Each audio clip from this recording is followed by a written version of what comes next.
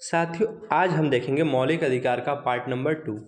देखिए आज हम देखेंगे आर्टिकल 12 को। आर्टिकल 12 है क्या, आर्टिकल 12 क्या कहता है? आर्टिकल 12 ये कहता है कि इसमें राज्य की परिभाषा है, राइट। तो राज्य की परिभाषा किस में? आर्टिकल 12 में है। अच्छा राज्य हैं क्या? देखिए राज्य कहते किस हैं? जिसके विरुद्ध व्यक्तियों को अधिकार प्रदान किए गए हैं वही राज्य हमारा है। ठीक है, राज्य क्या है? जिसके विरुद्ध व्यक्तियों को हम अधिकार प्रदान करते हैं फंडामेंटल राइट्स के अंतर्गत, तो वही हमारा राज्य है। अच्छा राज्य के अंतर्गत आते कौन कौन है?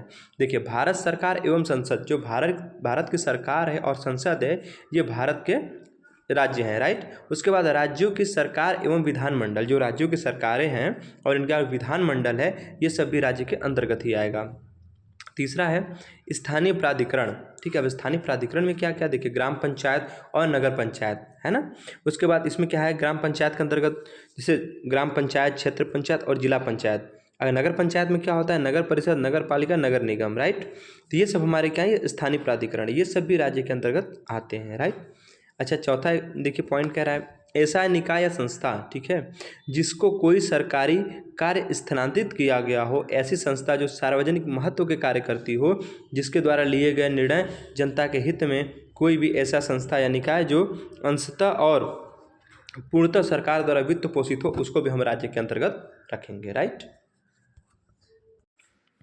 अब देखिए जो आर्टिकल 13 है ये कहता है अन्य विधियों से मौलिक अधिकारों की सुरक्षा की गारंटी। मतलब ये है कि अन्य विधियों से आपके मौलिक, अच्छा ये पूछे कि आपके मौलिक अधिकारों की गारंटी कौन सा आर्टिकल देता है, तो हमारा आर्टिकल 13 है। ठीक है, तो हमारे मौलिक अधिकारों की गारंटी कौन सा आर्टिकल देगा? आर्टिकल 13 देगा। तो वही कह रहा है कि अन्य विधियों से मौलिक अधिकारों की सुरक्षा की गारंटी। ठीक है, इसको हम 3 भागों में बांट के पढ़ते हैं। जैसे हमारा आर्टिकल 13 का सब क्लॉज ए, फिर sub clause B, sub clause C. ठीक है, हम देखते हैं आर्टिकल 13(1) में ये कह रहा है संविधान पूर्व विधियों से मौलिक अधिकारों की सुरक्षा गारंटी। ठीक है, संविधान पूर्व जो विधियां हैं उनसे मौलिक अधिकारों की सुरक्षा गारंटी।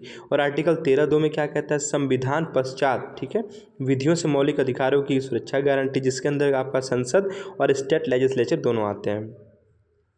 अगर हम आगे देखें 13(3) में तो कह रहा है विधि शब्द के अंतर्गत जो है आपके मौलिक अधिकारों की सुरक्षा गारंटी देगा, राइट।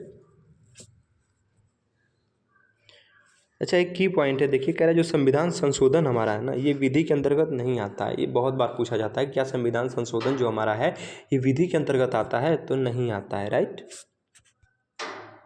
आइए फिर से हम एक बार रिवाइज कर लेते हैं। देखिए हमने क्या बताया, आर्टिकल 12 में हमने आपको बताया कि इसमें राज्य की परिभाषा है। अच्छा राज्य है क्या? तो जिसके विरुद्ध व्यक्तियों को हम उनके अधिकारों को प्रदान करते हैं वही हमारा राज्य है। अच्छा राज्य के अंतर्गत आएगा क्या क्या? तो भारत सरकार और संसद जो है ये राज्य के अंतर्गत आती हैं। राज्यों की सरकारें एवं विधानमंडल भी राज्य के अंतर्गत आएंगी। और स्थानीय जो प्राधिकरण है जिसमें ग्राम पंचायत और नगर पंचायत हैं, जैसे ग्राम पंचायत में आपका जिला पंचायत, क्षेत्र पंचायत, ग्राम पंचायत आता है।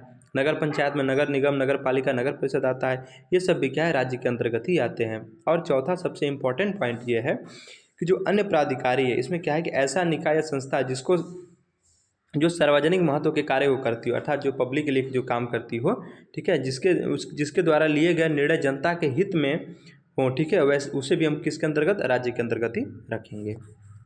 अच्छा फिर हमने आपको बताया कि आर्टिकल जो हमारी 13 है, आर्टिकल 13 क्या कहती है कि हम आपके फंडामेंटल राइट्स की गारंटी लेते हैं, राइट।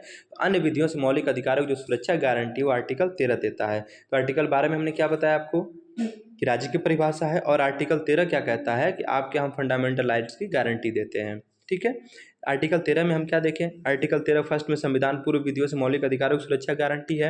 आर्टिकल 13(2) में क्या है? संविधान पश्चात विधियों से मौलिक अधिकारों की सुरक्षा गारंटी, जिसके अंदर हमने संसद और स्टेट लेजिस्लेचर को देखा। उसके बाद हम देखेंगे आर्टिकल 13(3) में हमने बताया कि विधि शब्द के अंतर्गत जो है इसमें भी आपको मौलिक अधिकार सुरक्षा गारंटी देता है। अगर हमने आपको ये बताया अगला पॉइंट कि संविधान संशोधन जो है वो विधि के अंतर्गत नहीं आता है, तो संविधान संशोधन क्या होगा? विधि के अंतर्गत नहीं आएगा।